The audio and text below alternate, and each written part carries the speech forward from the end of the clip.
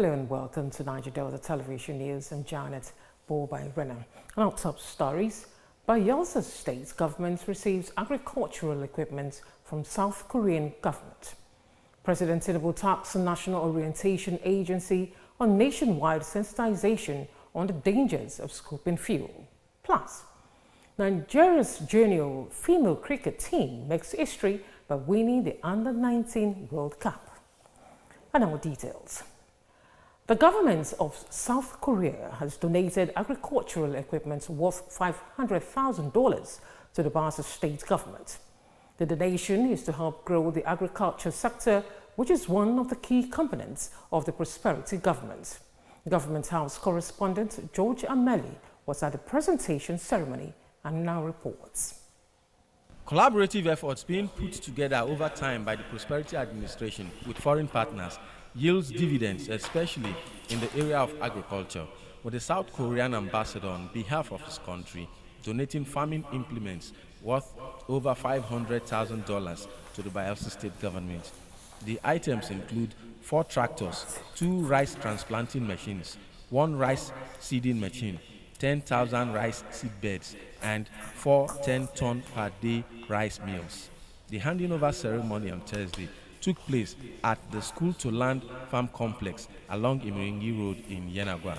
Commissioner for Agriculture braces Bayelsans for a revolution in agriculture. The handover of very special agricultural equipment donated by the South Korean government to Bayelsa State with a view to help add value to what we are doing in agricultural development and food security in the state.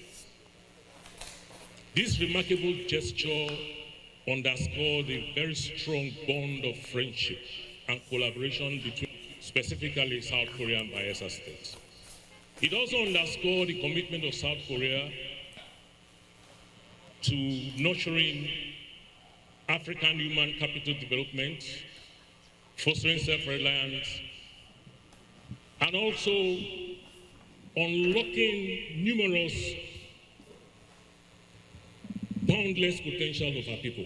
With Bayelsa's arable land, the relationship between Bayelsa State and the South Korean government is a necessity. When I came to Bayelsa State at this time, I found that it's very suitable for rice farming because of its rich farmland, good weather, and abundant water.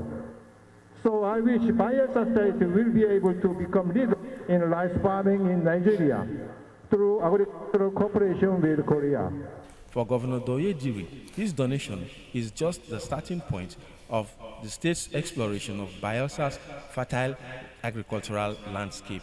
This event symbolizes the first harvest of our cooperative efforts and showcases the power of friendship and collaboration between our two governments.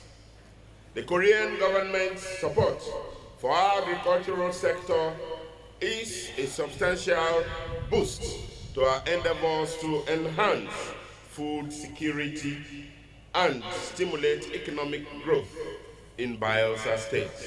This handover ceremony of agricultural equipment and rice planting demonstration is just the beginning of further relationship between the Korean government and the Bayelsa State government.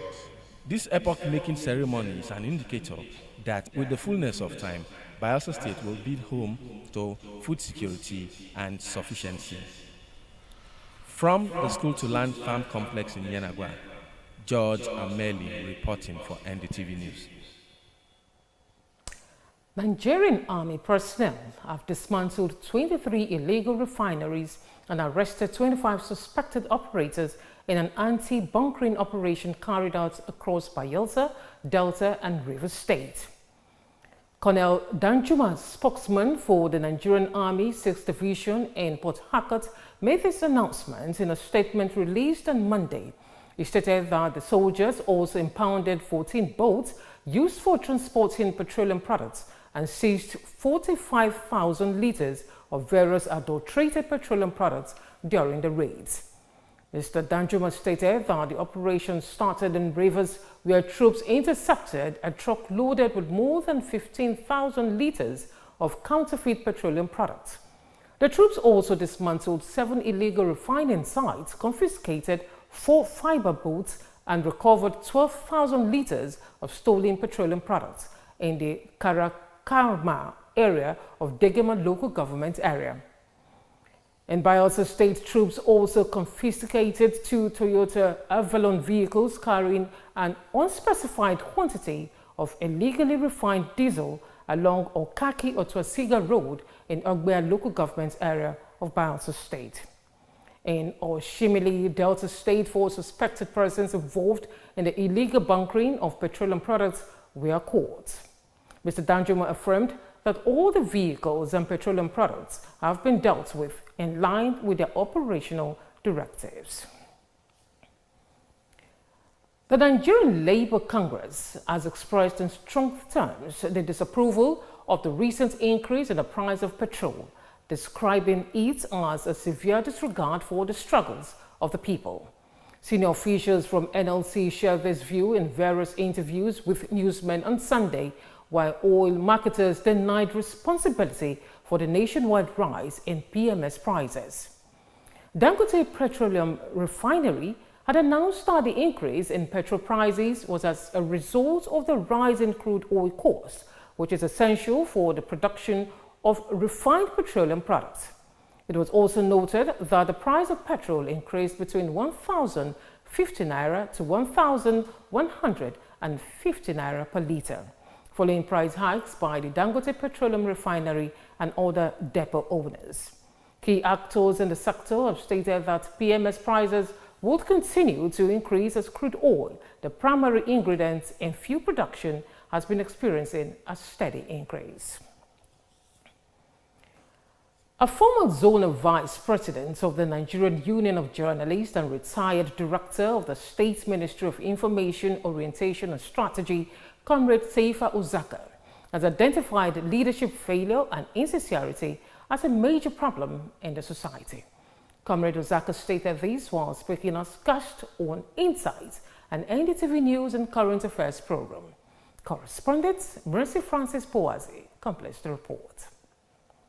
A fellow member of the Institute of Mass Communication and Information Management of Nigeria and former Vice President of the Nigerian Union of Journalists, NUJ, and former Director of the Ministry of Information, Orientation and Strategy, Comrade Seifa Uzaka, who was a guest on Insight in Niger Delta Television Current Affairs program, said leadership at all levels are failing due to insincerity.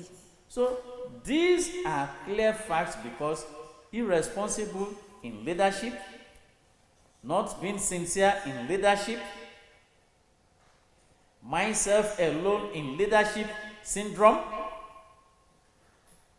and don't even have a proper vision why I am going into leadership and what to do. Not everybody knows that, only a few. Uzaka also said that it is very alarming the way and manner professionals are leaving their careers for politics because of its lucrative nature. Today, I am a banker.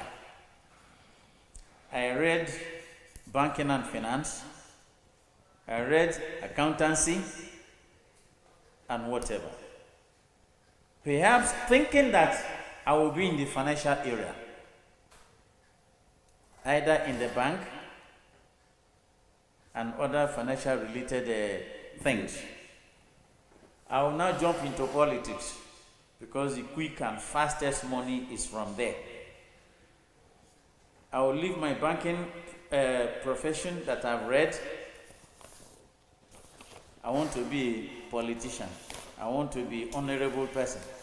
Every politician is an honorable person by the Nigerian context, which is sad. He commended the government for the peace the states enjoy. I thank God for the peaceful state we have, Bayelsa State. Of course, that one, not talking of politics, at least knowing the troubles in other states we've seen or still seeing, coming to Bayelsa State, We thank God for the peace. And I pray this peace lasts for the state to be more peaceful and progressive. But do things that are beneficial to the citizenry. That is what you went there for. As a media professional, he cautioned other media practitioners to redesign themselves and be careful when using breaking news in their reportage. When they swear in Donald Trump, they say breaking news. Is that a breaking news? So journalists and the media people, you will have a problem. Redefine yourself and take your positions, if you can, in our leadership. Mercy Francis Boazi reporting for NDTV News. If you're just joining us, you're watching Niger Delta Television News, and here's a quick look at our top stories. Bayelsa State government receives agricultural equipment from South Korean government. President Tinubu tasked National Orientation Agency on nationwide sensitization on the dangers of scooping fuel. Still ahead, Nigeria's junior FIBA cricket team makes history by winning the Under-19 World Cup. Details of this and more after the break. Join us again. Welcome to Niger Delta Television News and Current Affairs Department at the Ernest Ikoli Media Complex here in Yanagwa, Bayelsa State. One of NDTV's traditional objectives is to disseminate information with renewed vigor. We build teamwork for accountability, efficiency, and accuracy. Our community reports, eyewitness accounts, current affairs discussions are detailed and competitive. As NDTV reporters, undiluted report is our goal. We gather the news and bring it to you just as it is. Our cameras are poised to get in the story behind the story in an in-depth news report. Our new digital equipment are top-notch with clearer visuals and audio. NDTV is repositioned to serve you better. Join us on the news every day at 7 a.m., 12 p.m., and our major bulletin at 7:30 p.m. on Channel 25 UHF. NDTV, crystallizing the vision. Glad to have you back. President Bola Ahmed Tinubu has directed the National Orientation Agency to launch a nationwide campaign to educate the public about the dangers of scooping fuel from falling petrol tankers. This follows a tragic incident that happened on Saturday at Diko Junction in Gurara local government area of Niger State, where over 80 people died in a tanker explosion, many of whom were attempting to collect fuel from the overturned vehicle. The president expressed his condolences to the victims' families and also called for comprehensive medical care for the injured and urged security and road safety authorities to take action to prevent similar occurrences. President Tinubu advised citizens to be vigilant and refrain from getting close to accident scenes, particularly those involving vehicles carrying fuel, as they can be extremely inflammable. Pastor Williams Kumuyi and gospel artist Nathaniel Bassey were among notable guests at the inauguration of President-elect Donald Trump. The presence at the high-profile events has drawn attention given their significant roles in the religious and music communities. For details of this report and more in entertainment news, let's join Aluko Belumi. In a moment that sparked conversations around both religious and entertainment circles, Pastor Williams Folorunso Kumuyi, the renowned Nigerian cleric and founder of the Deeper Life Bible Church, and international gospel singer Nathaniel Bassey, made their way to Washington, D.C. for the inauguration of President Donald Trump. Pastor Kumuyi, known for his teaching and holiness, has arrived in the U.S. for President-elect Donald Trump's second inauguration on January 28, 2025. Meanwhile, gospel star Nathaniel Bassey, among the few Nigerians invited, will minister at the presidential inaugural prayer breakfast in Washington, D.C., adding a spiritual touch to the historical event. Yeni Anikulapo Kuti, a British-Nigerian dancer and singer, reacts to controversial moments as Ngozi Ezeonu publicly rebuked upcoming actresses for attending audition without bra. Ngozi Ezeonu, a veteran actress and a former journalist, widely regarded for her role in Nollywood classics such as Glamour Girls and living in bondage, as she criticized aspiring actresses' outfit as unprofessional, warning that such choice harm Nollywood's image. Speaking on TVC program, Kuti addressed Ngozi Ezionu's recent criticism of aspiring actresses' outfits, stating that it wasn't really her place to reprimand the young women. She further remarked that older individuals often forget the things they themselves did when they were younger. Kuti remarks highlight generational gap, calling for more empathy from older Nollywood figures towards the choice of young actresses, sparking debate about industry pressure. President-elect Donald Trump has pledged to delay the federal ban on the popular app TikTok due to its links to Chinese ownership. The video sharing app, which was banned over concerns about its ties to Chinese government, was given a deadline of January 19 to be sold to a U.S. approved buyer in order to avoid ban. TikTok announced it's restoring service to U.S. users after the app was temporarily shut down in response to federal ban due to the president-elect has promised to attempt a pause on the ban through an executive order on his first day in office. According to reports, President-elect Donald Trump announced on Sunday that he plans to issue an executive order on his first day in office, granting TikTok China-based parent company a 90 days reprieve to find an approved U.S. buyer before the platform faces potential permanent ban in the United States.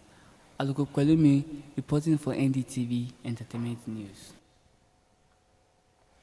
And on the foreign scene, Donald Trump takes oath as the 47th President of the United States of America amidst tight security and freezing temperature. Mayowa Akidi tells us more.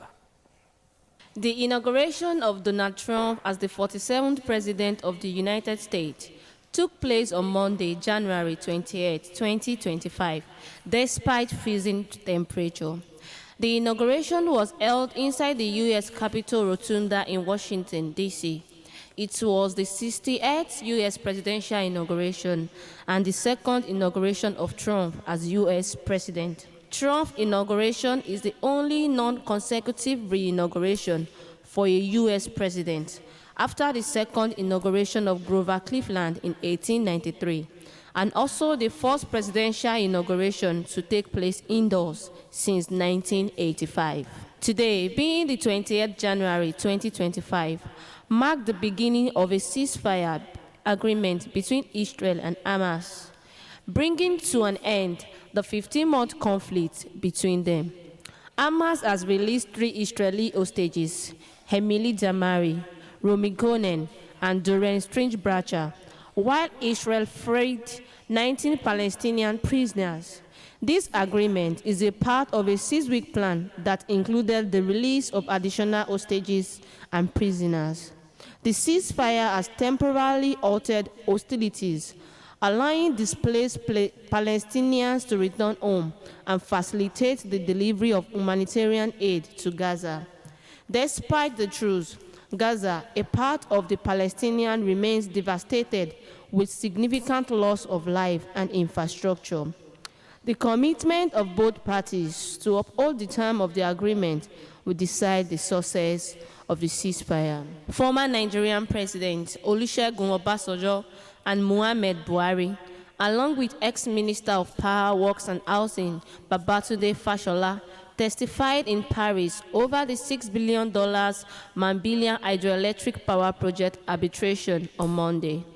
The Nigerian government, under President Olusegun Obasanjo, awarded a contract to Sunrise Power and Transmission Limited in 2003 to construct a 3,960 MW plant in Taraba State. However, dispute arose over the project execution and contractual obligations, which stalled the execution of the project. In 2017, Sunrise Power initiated arbitration proceedings against Nigeria, alleging breach of contract, and sought $2.354 billion in damages. Buhari administration communicated the decision to cancel the agreement in April 2020, while Fashola, who was the Minister of Power, Works and Housing, was involved in subsequent negotiations and decisions related to the project. The involvement of Obasanjo, Buhari and Fashola in the arbitration is due to their roles in the project history. The Nigerian government, President Bola Tinubu, has clarified that he has not compelled any individual to testify and that all participants are doing so voluntarily based on their personal conviction and patriotism. The outcome of the arbitration holds significant implications for Nigeria, and it could determine the future of the Mambila hydroelectric power project and impact Nigeria's energy infrastructure development. I am Mayowa Gadi for NDTV Foreign News. And on sports, Nigeria's junior female cricket team, also known as the Junior Female Yellow Greens, has made history by winning their first ever International Cricket Council Women's Under-19 World Cup match. For details of this report and more sports stories, let's join Ayemi Miele. Nigeria's junior female cricket team, the Junior Female Yellow Greens, has made victory by winning their first ICC Women's Under-19 World Cup match. A wet outfield had caused the Junior Female Yellow Greens to draw their opening game against Samoa, but they recovered well to defeat New Zealand. The team won a thrilling match against New Zealand, which was cut short to 13 overs per side because of the rainy weather. Making their tournament debut, the Nigerian team scored 65-6 after batting first. Following that, they put pressure on New Zealand's run chase with an enthusiastic performance in the field. The Kiwis were ultimately held to 57-5, 2 runs short of Nigeria's total. This triumph is a major accomplishment for Nigerian cricket, and the team's entry into the competition is evidence of the nation's increasing interest in the game. As they advance through the tournament, the team will try to maintain this momentum.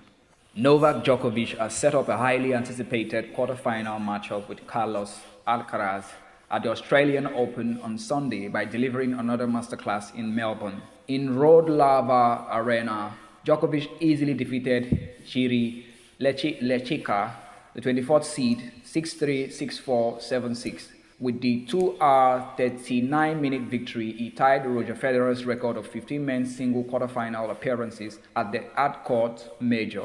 The record 10-time champion at Melbourne Park put on a strong performance to easily defeat a hard-hitting Czech opponent for the second straight game. The 37-year-old Djokovic dominated from the baseline to overwhelm Lechika, especially at crucial moments, just as he had done against Thomas Markak in the third round.